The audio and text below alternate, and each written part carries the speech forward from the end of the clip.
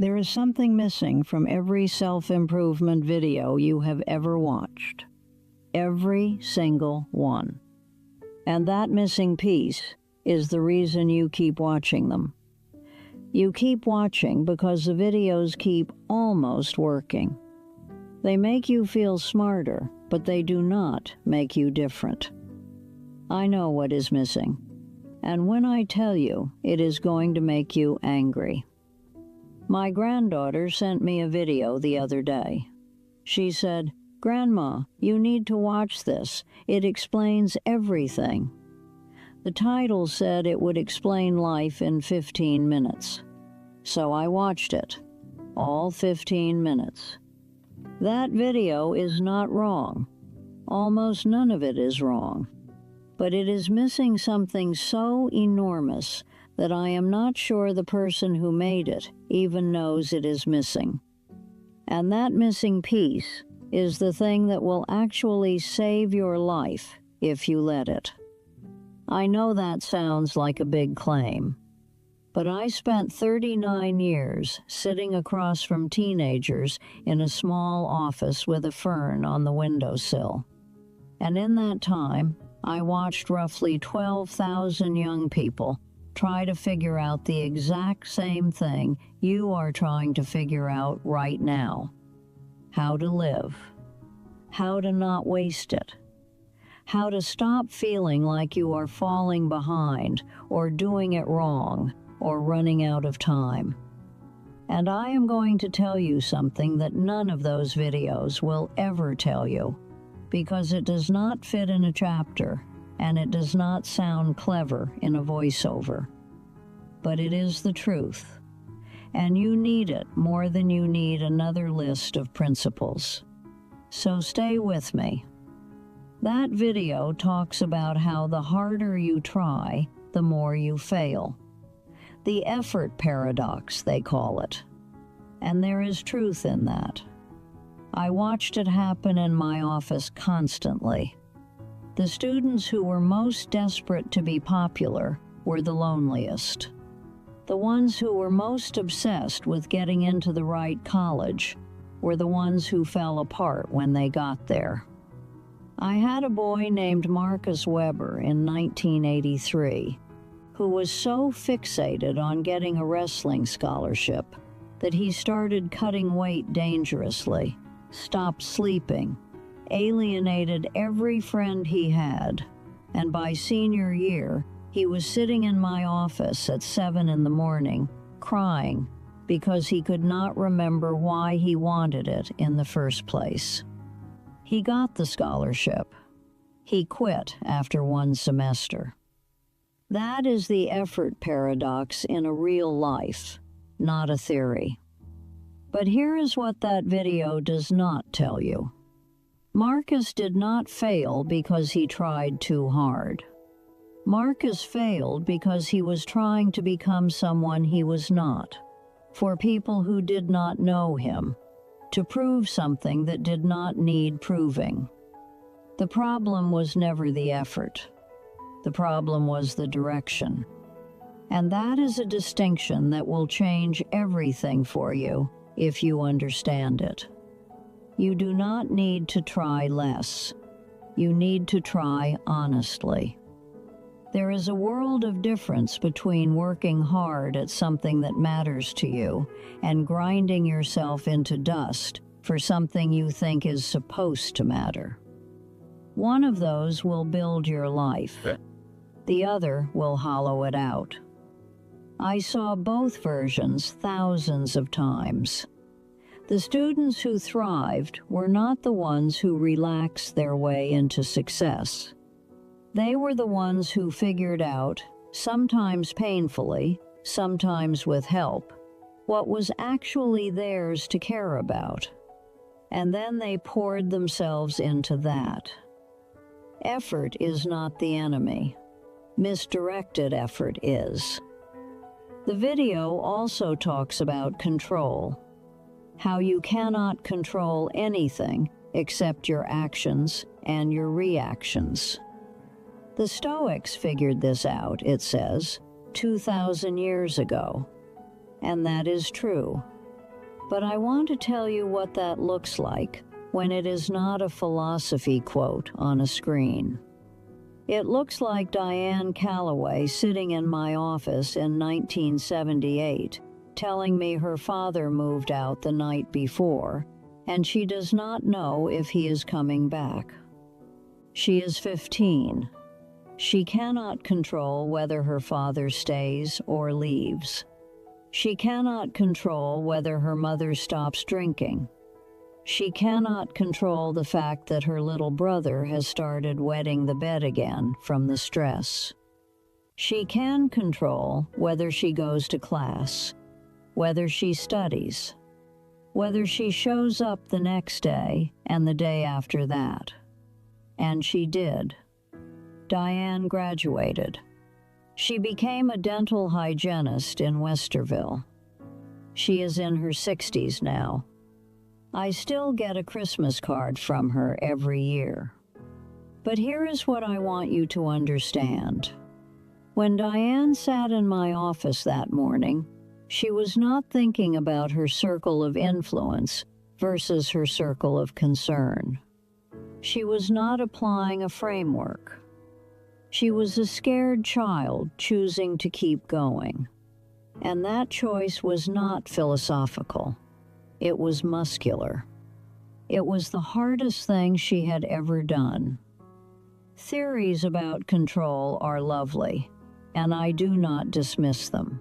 But when your life is falling apart, you do not need a diagram. You need someone to look you in the eye and say, I know this is terrible. I know you cannot fix it, but you can show up tomorrow. Can you do that? Just tomorrow. That is what I said to Diane. That is what I said to hundreds of students. And most of them did it. Not because they understood the Stoics, because someone asked them to try one more day. If you are watching this and your life feels out of control right now, I am not going to give you a framework. I am going to ask you the same thing I asked them. Can you do tomorrow? Just that. We will figure out the rest later. Now that video talks about happiness, how it is a byproduct, not a destination, how chasing it directly makes it run away, the hedonic treadmill they call it. And again, not wrong. But I want to tell you what I actually observed across 12,000 students, and then across the decades after, because some of them came back to visit, and some of them I kept up with, and some of them sent their own kids to me. The people who ended up what I would call content, and I use that word carefully because happy is a slippery word, were not the ones who found meaning or purpose or contribution in some grand way. They were the people who learned to pay attention. That is it. That is the secret that does not sell books.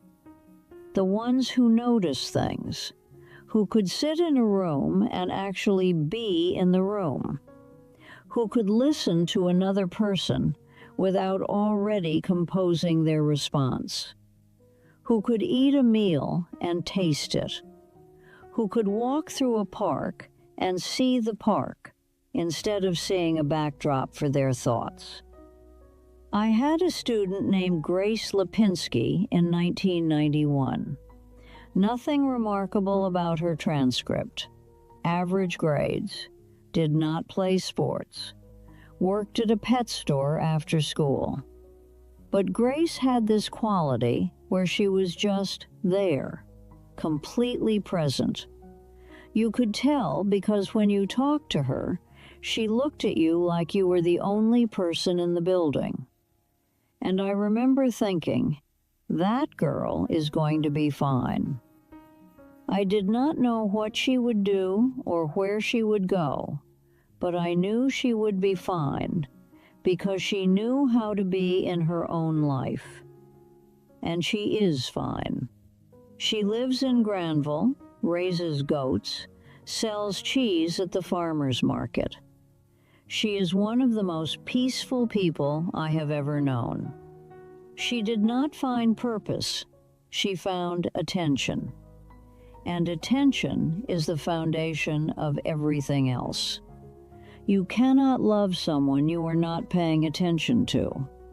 You cannot enjoy something you are not paying attention to. You cannot improve at something you are not paying attention to. Every piece of wisdom in that 15-minute video requires attention to implement. But nobody tells you that part, because pay attention is 2 words, and it does not fill a chapter. The video talks about your brain lying to you, cognitive biases, confirmation bias, the halo effect, your memories being unreliable. All true, every word. But I want to tell you something about this that is more useful than knowing the names of the biases. In 39 years, I learned that the biggest lie people tell is not to others, it is to themselves. And it is almost always the same lie, wearing different clothes. The lie is, I already know. I already know what I want. I already know what is wrong. I already know who I am. The students who were hardest to help were never the ones who were confused. Confused students were easy. They came in, they said, I do not know what to do, and we could work with that. The hard ones were the students who walked in certain they were not smart enough, certain they had to go to law school because their father went to law school, certain that things would never get better. Certainty is the most dangerous cognitive bias, and it does not even have a name in that video. You are probably carrying certainties right now that are destroying you.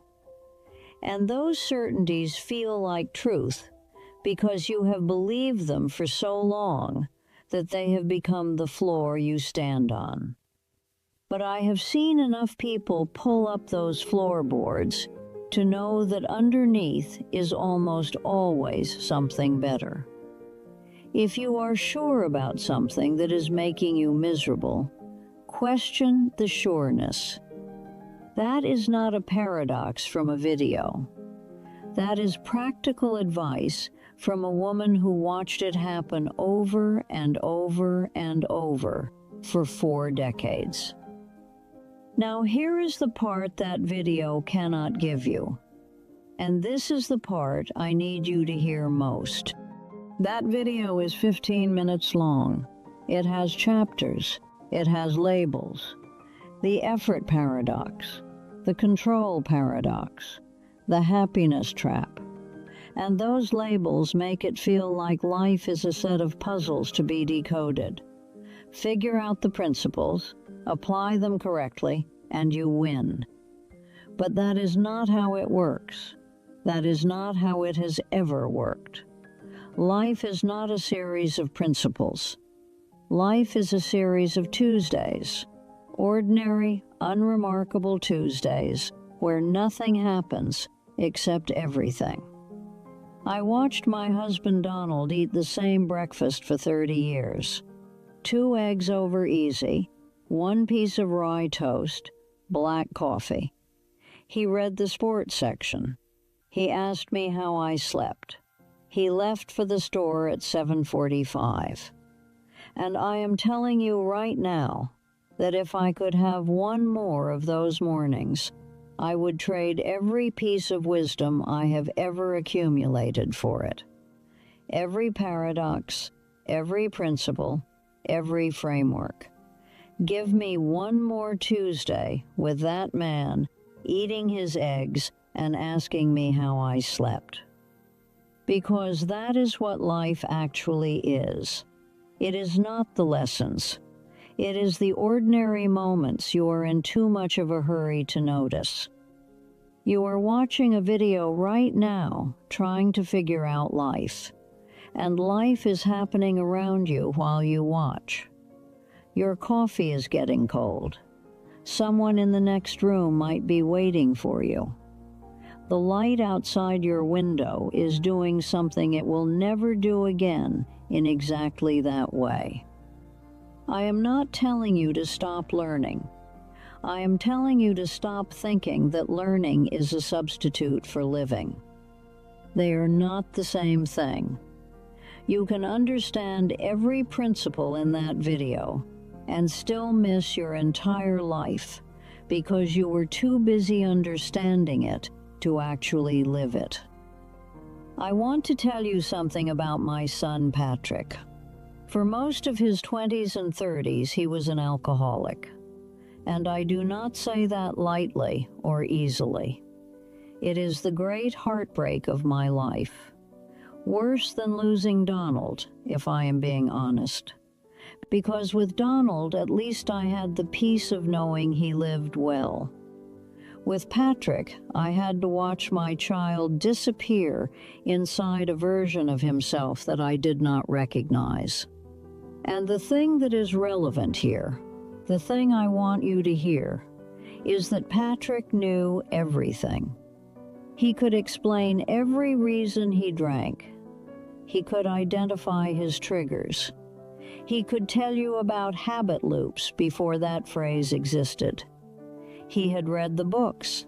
He understood the psychology. He knew it all. And he kept drinking.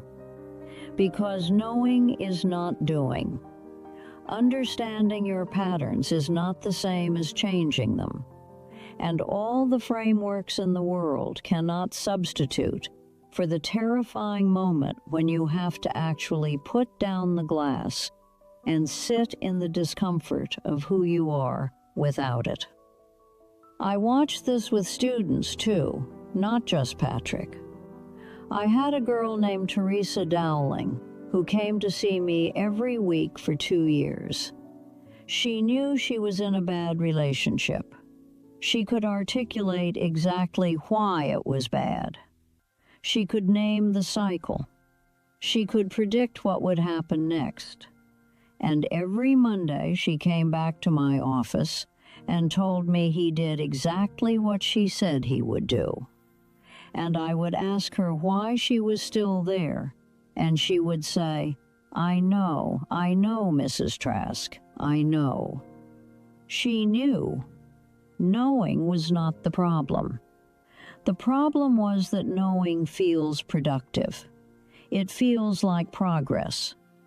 You watch a video, you learn a principle, you feel like you have done something, but you have not done anything. You have just understood something. And understanding without action is the most comfortable form of avoidance I have ever seen.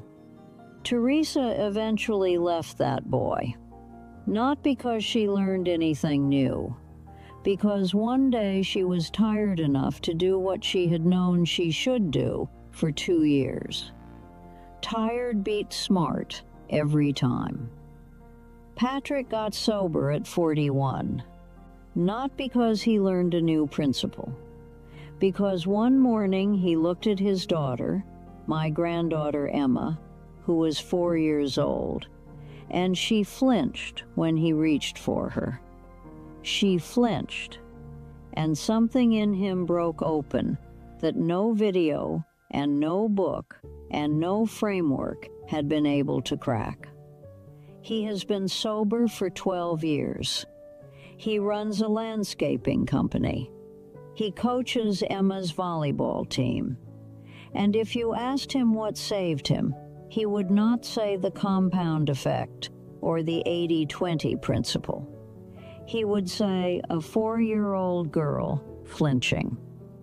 I am going to tell you my age now, because I think it matters for what I am about to say. I am 90 years old. I was born in 1936 in Youngstown, Ohio. My father worked in a steel mill. My mother altered clothes. I was the first person in my family to go to college. I sat in a small office for 39 years, and I listened. That is mostly what I did. I listened. And after all of that, after 12,000 students and 54 years of marriage and 3 children and 7 grandchildren and 2 great-grandchildren, and a life that has been ordinary in the best possible way, here is what I know. Life cannot be explained in 15 minutes. It cannot be explained in 15 hours. It probably cannot be explained at all. But it can be lived. And the living of it is the explaining of it. You do not figure out life and then go live it. You live it, and the figuring out happens along the way.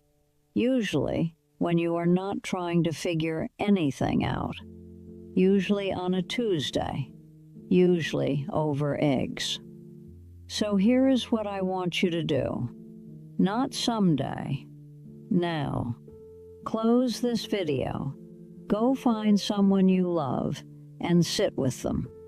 Not to talk about principles or paradoxes. Just to sit. Look at them. Really look. Notice the way they hold their coffee cup.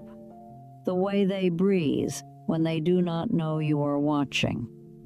That is what love is, not the explanation of it, the thing itself. And I think that is what bothers me most about these videos, if I am being honest. Not that they are wrong. They are not wrong. It is that they give young people the impression that life is a problem to be solved. That if you just get the right frameworks and the right mindset, you will crack the code. But life is not a code. It is a Tuesday morning with eggs. It is a 4-year-old flinching. It is a girl named Grace who sells goat cheese and has never once needed to know what the hedonic treadmill is. It is a peppermint in a ceramic bowl that some kid needed more than any principle I could have offered. Life is stubbornly, beautifully resistant to explanation. And the people who live it best are not the ones who understand it most. They are the ones who show up for it most. I kept peppermints in a bowl on my desk for 39 years. Every student who came in took one. Some days, that peppermint was the only sweet thing in their entire day. And I think about that a lot. How sometimes the smallest, most ordinary gesture is the one that keeps someone going. You do not need a 15-minute video. You need a peppermint. You need a Tuesday. You need to pay attention. Now go do that. I will be here if you need me. I have always been here.